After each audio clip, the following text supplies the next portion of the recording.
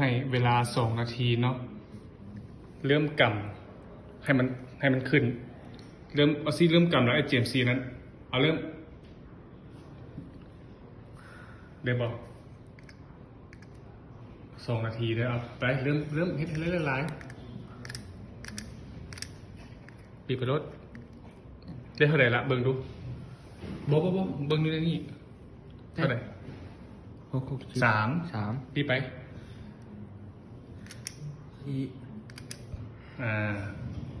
ปีไปตลอดให้เวลา2 นาทีถึงกลัวจะได้ไม่ต้องใช้2 มือใช้มือเดียวเฮ็ดไปเรื่อยๆกำตลอดไหมเฮ็ดไปตลอดบีบไปตลอด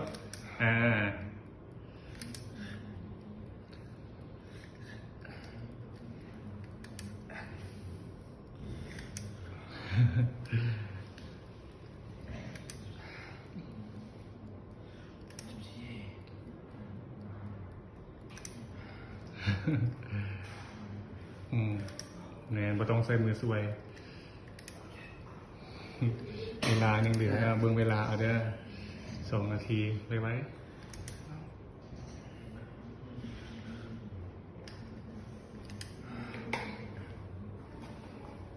บีบไปโต๊ะ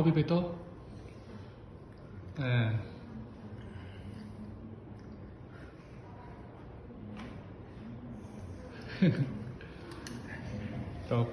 ปยังอีกเวลา30 วิ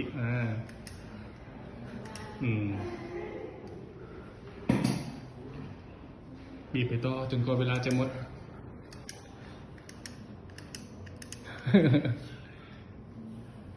เก่งลาย